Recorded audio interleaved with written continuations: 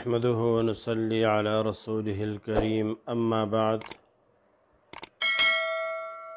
وعهدنا إلى إبراهيم وإسماعيل أن طهر بيتي للطائفين والعاكفين والركع السجود صدق الله العظيم۔ محترم، رمضان مبارک کا مہینہ چل رہا ہے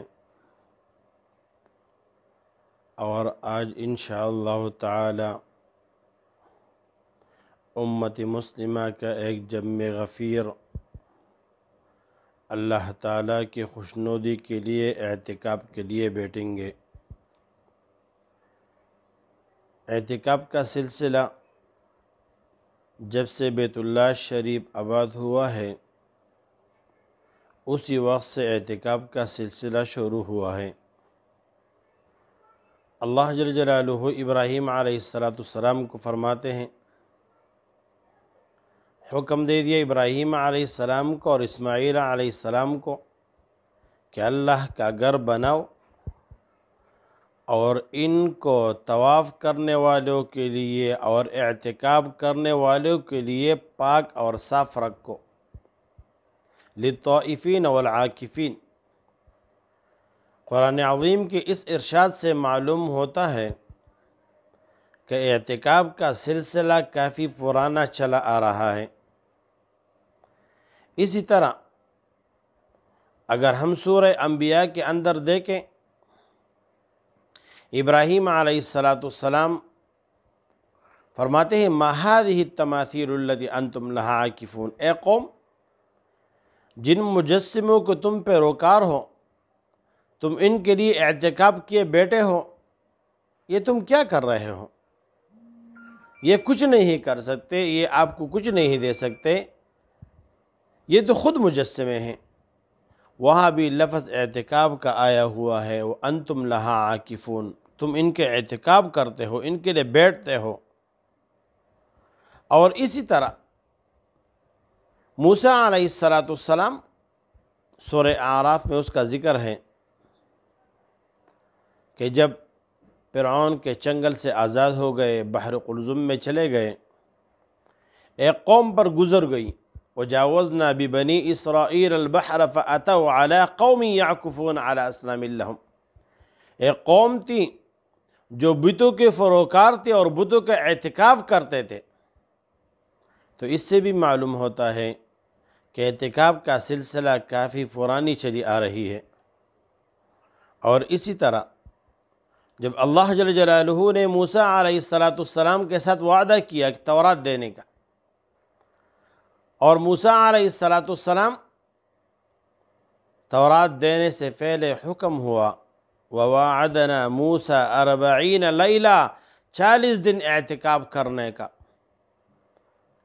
اب میں 40 دن اعتکاف کرنا ہے، اس 40 دن اعتکاف کرنے کے بعد آپ کو ہم تورات دے دیں گے۔ اور اسی طرح ہارون علیہ السلام جب اس قوم میں ایک آدمی تھا جس کا نام تھا موسیٰ بن ظفر السامری، اس نے سونے اور چاندی سے ایک مجسمہ بنایا، لہو خوار آواز کرتا تھا۔ تو ہارون علیہ السلام نے قوم کو منع کیا کہ ان کا عبادت نہ کرو، یہ تو سامری کا بچڑا بنایا ہوا ہے، اس کے تم کیوں عبادت کرتے ہو؟ تو چونکہ قوم میں بتوں کی پرستش اور بتوں کے لیے اعتکاف کرنا پہلے سے موجود تھی، تو قوم نے جواب دیا لن نبرح علیہ عاکفین حتی یرجع الینا موسیٰ، یا ہارون علیہ السلام ہم اب کے بعد پر عمل نہیں کرتے، ہم ان بت اور اس سامری کے بنائے ہوئے بچڑے کے ہم عبادت کریں گے یہاں تک کہ موسیٰ علیہ السلام واپس نہ لوٹے۔ تو ان آیات کریمہ سے بھی معلوم ہوتا ہے کہ اعتکاف کرنا،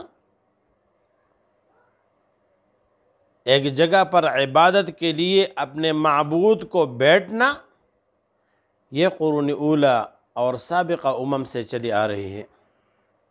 اور قرآن عظیم کے ارشاد میں بھی ہے وَلَا تُبَاشِرُهُنَّ وَأَنْتُمْ عَاكِفُونَ فِي الْمَسَاجِدِ، یہاں بھی اعتکاف کا ذکر ہے کہ جب تم اعتکاف میں ہو تو ہو اپنے بیویوں سے نہ ملا کر۔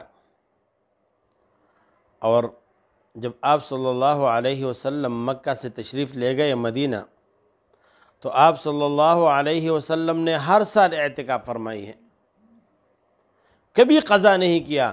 ایک مرتبہ آپ صلی اللہ علیہ وسلم سے اعتکاف چھوٹ گیا، لیکن وہ بھی بعذر شدیدہ کہتے ہیں کہ یہاں فتح مکہ کا حکم ہوا تھا اور فتح مکہ رمضان میں ہوا، اسی وجہ سے آپ صلی اللہ علیہ وسلم کا اسی رمضان کا اعتکاف جو ہے وہ چھوٹ گیا تھا، لیکن پھر بھی وہ اعتکاف اگلے سال آپ صلی اللہ علیہ وسلم نے 20 دن کا کیا تھا۔ تو اس وجہ سے علماء کرام فرماتے ہیں کہ سنت تو وہ ہوتا ہے جب آپ صلی اللہ علیہ وسلم نے کبھی کیا اور کبھی چھوڑا، اور اعتکاف اس طرح سنت ہے کہ آپ صلی اللہ علیہ وسلم نے اس کو چھوڑا نہیں ہے، اس کو ہمیشہ کیا ہوا ہے۔ اسی وجہ سے اعتکاف کا مقصد وہ شب قدر کو پانا ہے، اور اعتکاف بہت زیادہ فضیلت والی چیز ہے۔ یہ سلسلہ اعتکاف کافی پرانی سابقہ امم سے آ رہے ہیں۔ اللہ جل جلالہ عمل کرنے کی توفیق عطا فرمائے۔